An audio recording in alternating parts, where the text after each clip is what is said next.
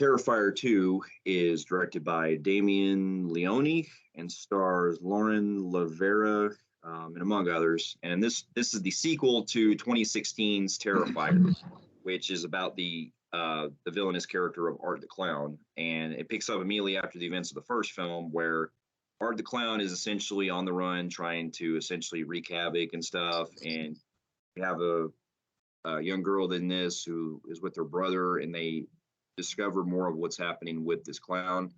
And she starts seeing him at like different areas that she goes to, including this carnival that she ends up going to as the movie progresses. Now, and by the way, this is my friend Dylan that's come on here to do this review with me, as he's been he knows quite a lot about the other Terrifier movies that have this famous slasher villain, and figured to bring him on board to give me a little bit, to bring in some insight on the film, as since it debuted back in 2013 with All Hallows Eve. And so this now here's some backstory. Now this movie was, like I said, was the sequel to the first Terrifier, but if you've been following the series for a while, it actually started out as a short film that was called I think also called All Hallows Eve, I believe, or it had something else entitled. But it started out as a short film with the character of Art the Clown, who's the murderous guy killing people and stuff. And he doesn't speak. And then eventually he made his appearance in All Hallows Eve. That was an anthology film that came out in 2013.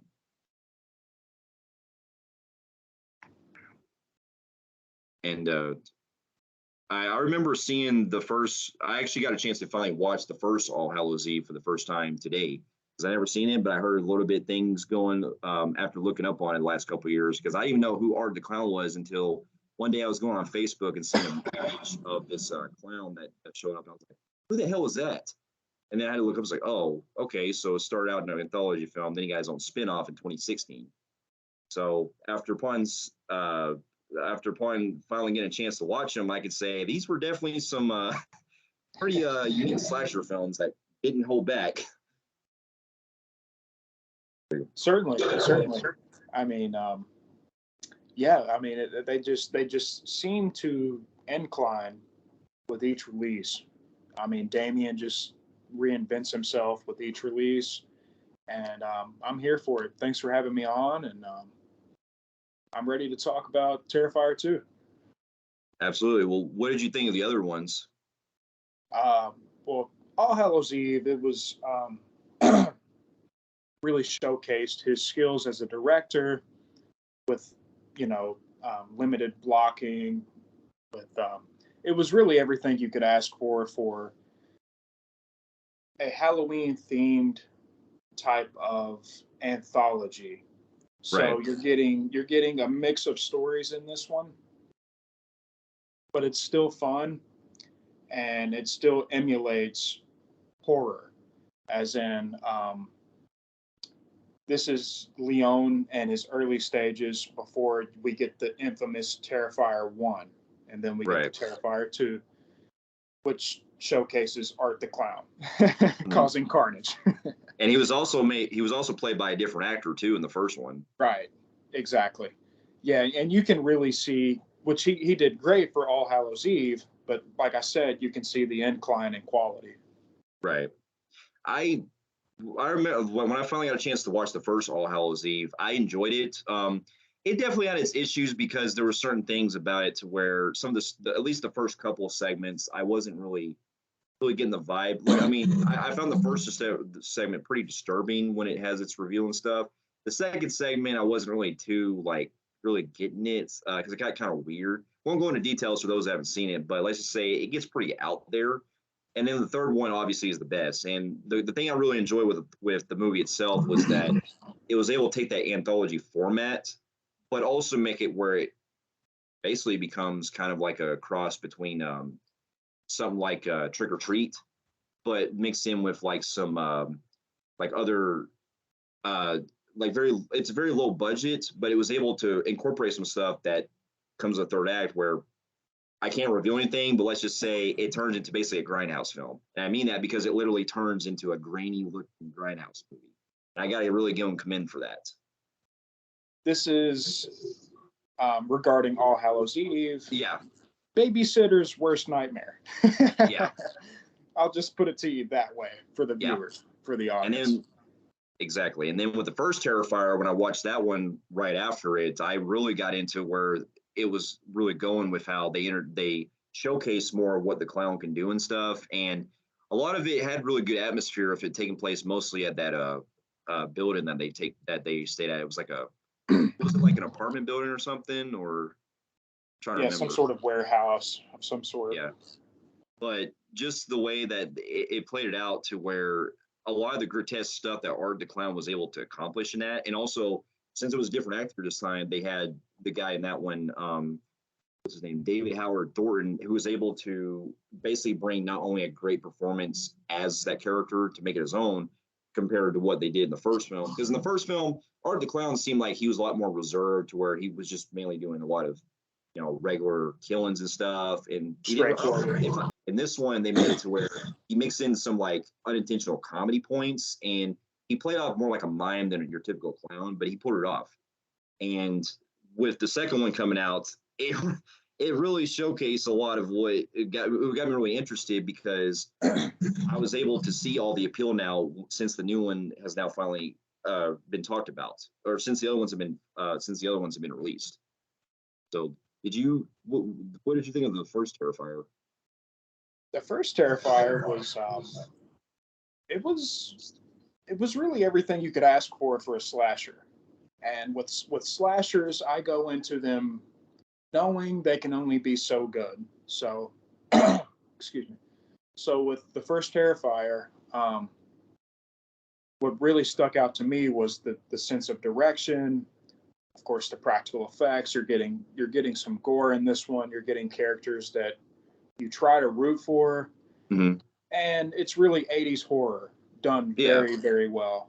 And even the score is pretty solid as well. And it really takes All Hallows Eve and gives you what you want with Art the Clown. Yeah. And I'm sure he was a fan favorite back in 2013. I didn't watch it when it came out then. I watched All Hallows Eve probably around 2017, right before Part 1 came out. And you could tell Art was the highlight. And I'm still unsure how David got involved, but terrific performer, terrific cast, terrific direction. It was just really, really solid. Yeah. And then Leon was on my radar from there. Yeah, I could see that. And then with this one that's now been coming out, that's now released, Terrifier 2, I gotta admit that when I didn't really see much. Like, I seen maybe one possible trailer of the film, but I can't remember. But this was actually not really on my radar this year, because I had no idea it was going to really get much of a theatrical release until probably like about a month ago or so. And upon hearing about it, I was kind of very wondering. Limited.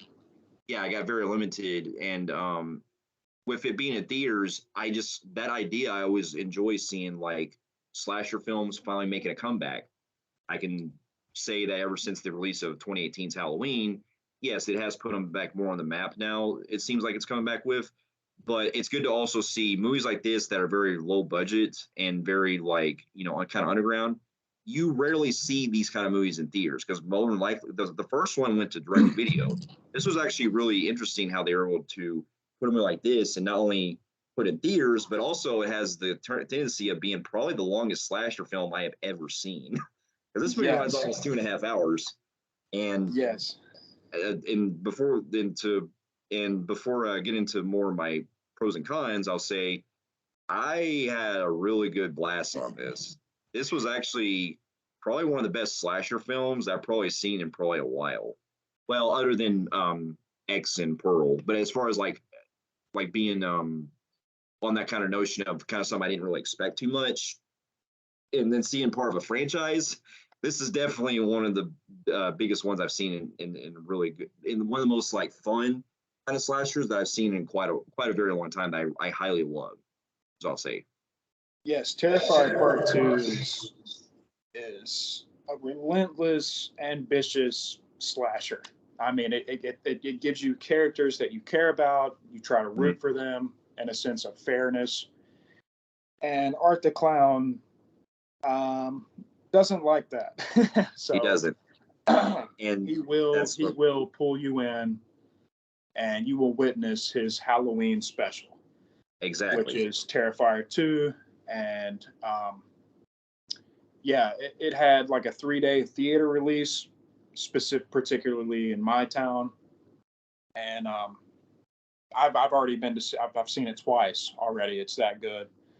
And but like I was saying, slashers can only be so good, and this one really, Damien Leone really reigned in this one. It was, I know, at least 25%, maybe 30, 40% was crowdfunded. Mhm. And it was shot in the midst of COVID and everything, and had a lot of setbacks. And I was blown away by the I was. movie. I mean, it was great. It was a good experience, and made me say "holy shit" a few times. Yeah, absolutely. I can fully agree. Like to get my pros going in mind, like I really enjoyed with how they were able to present itself with Art the Clown himself in this. I thought that once again, David, he did a great job making not only him very charismatic on being very silent throughout the as the character, but just is me, but is something about him where he was able to blend really great fucking disturbing shit in the film as that character menacingly, but also, and this is a compliment, I don't want to compare him, but him mixing in some like unintentional comedy points, it did kind of give some Jim Carrey kind of vibes on the physical Definitely. comedy that I really enjoyed. I mean that Great as a screen compliment. presence. Great Yes. screen presence. It's very unsettling. Once the camera lingers on him for a second, or not a second, but just 10 seconds or so, Mhm. you're really just squirming in your seat a little bit, and really don't know what's going to happen next. Especially when he's playing with certain toys in a certain store. It's just, this movie is worth seeing. It And is.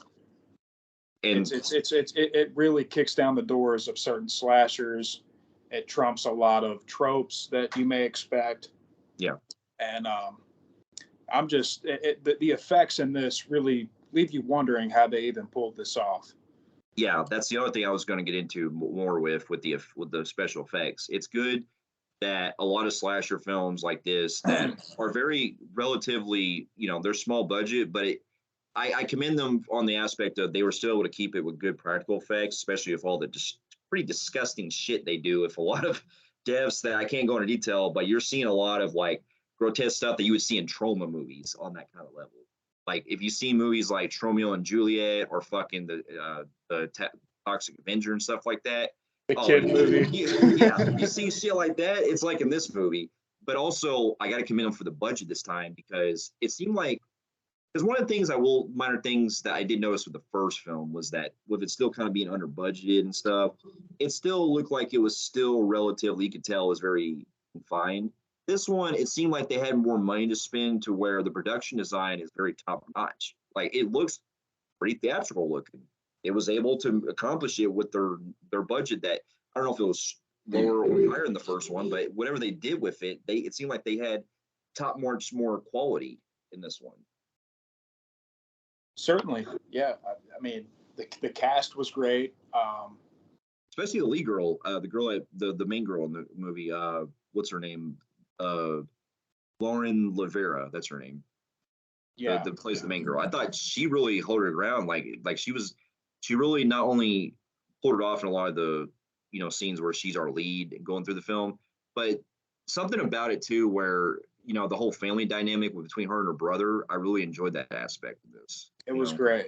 Yeah, and Yeah, then this movie really gives you a nice family dynamic to root for, yeah, and the mother character is very complex. And yeah, Justin and I, we discussed this in great detail before the stream.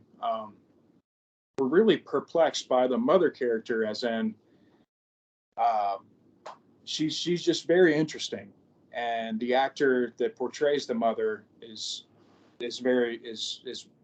pretty good. She is. And The, you can't help but root for her in her in a lot of moments, and you can't help but also on the flip side understand the pain of I'm trying not to give any spoilers away, but right. of It's the other family members. But it's all in all, it's a great performance by everyone in this movie.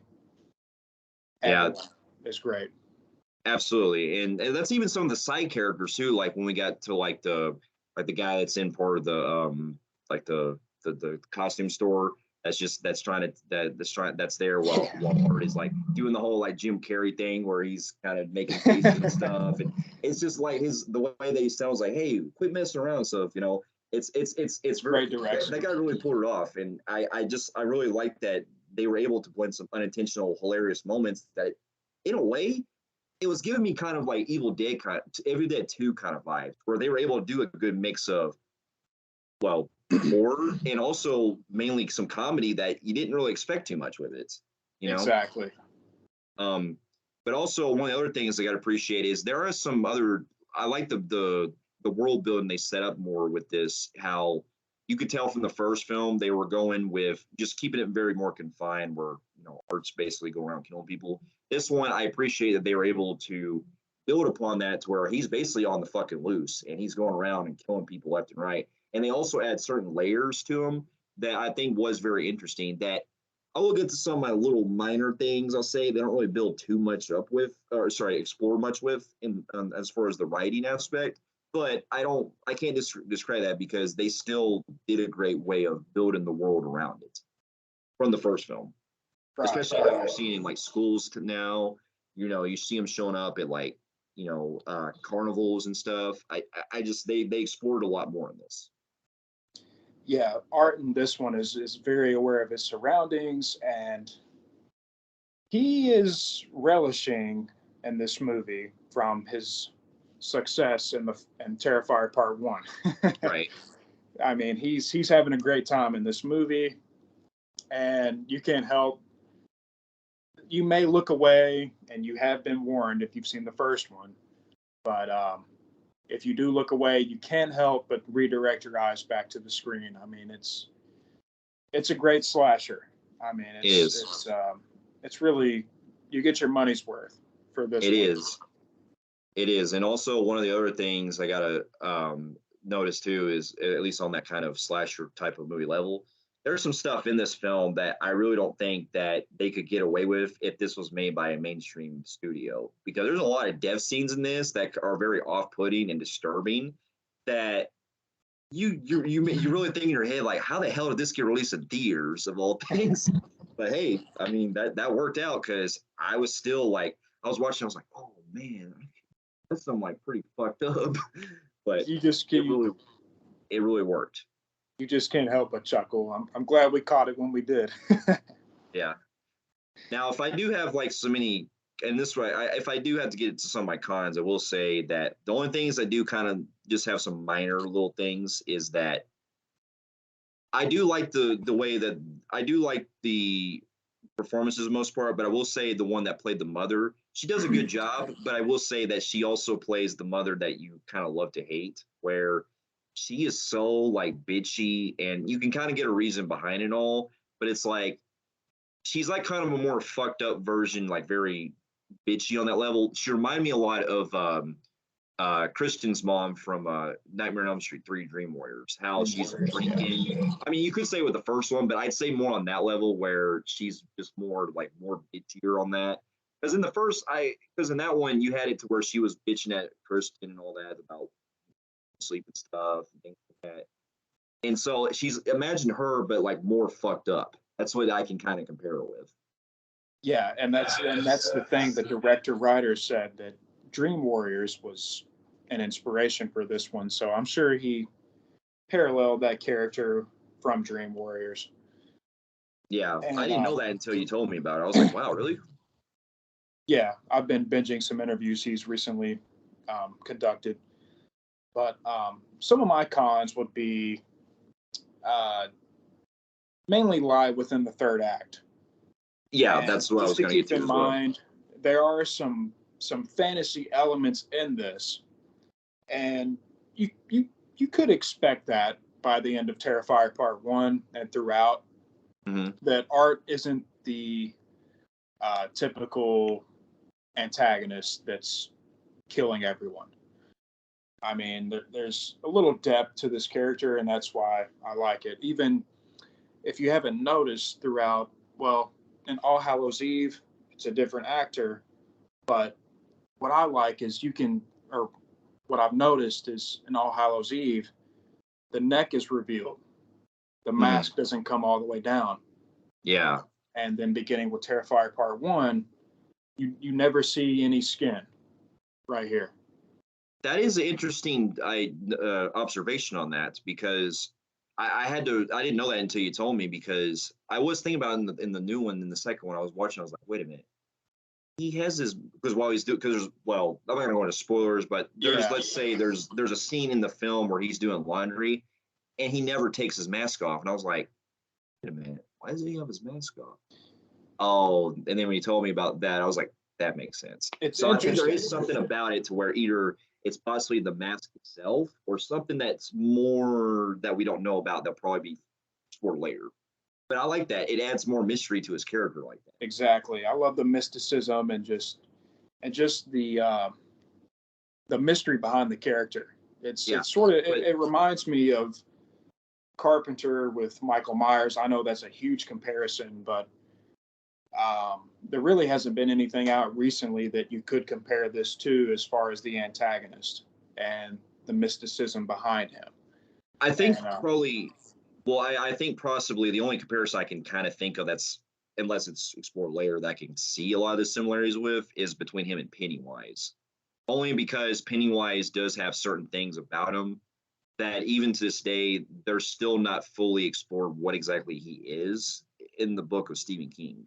So yeah, they're because I only say that because even in the book, they don't really know what his true appearance is or where he comes from.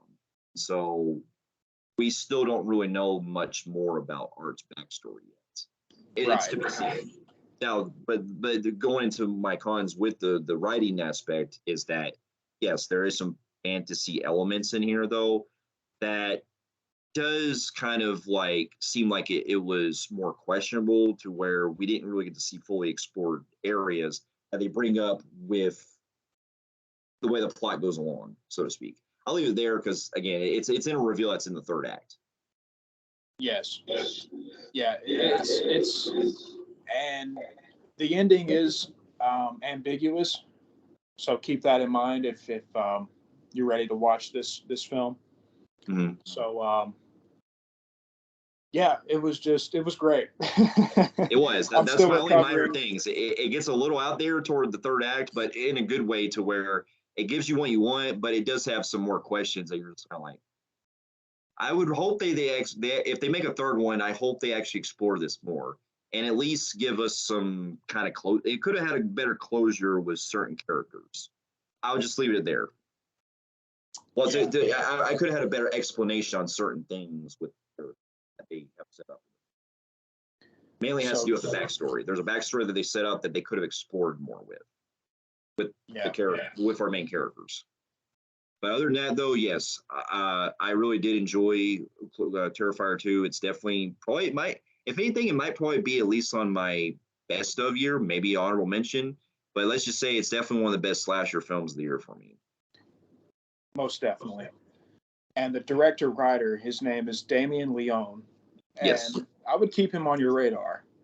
He seems very hungry, and I recently caught an interview where he said Dawn of the Dead and Dream Warriors was a huge inspiration for this movie, and he's actually looking forward to making his own um, Dawn of the Dead slash Day of the Dead type of movie, not a breakout project, but just which Terrifier 1 was the breakout, but just that type of movie where the earlier seasons of The Walking Dead really nailed that zombie subgenre.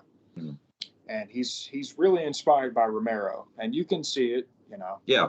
I can see a lot of the love that he has for a lot of the directors that he's influenced by, and I would be interested in what his next project is. So Yeah, with that, yeah, so he's really one to look out for. And one more thing, he actually did the makeup effects as well.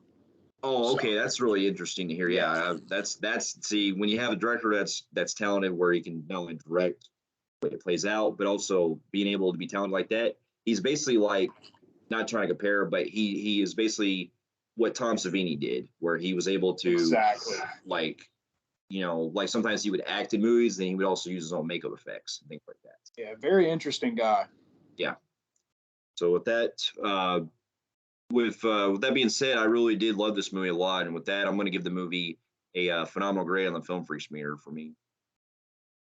What would your grade be, like out of like 10 or? Out of 10, I gave it a 7.5 out of 10. There you go. For those of you who have also seen Terrifier 2, let us know in the comments below what you thought about it. And thank you so much for watching. I'll see you in my next review. See you later.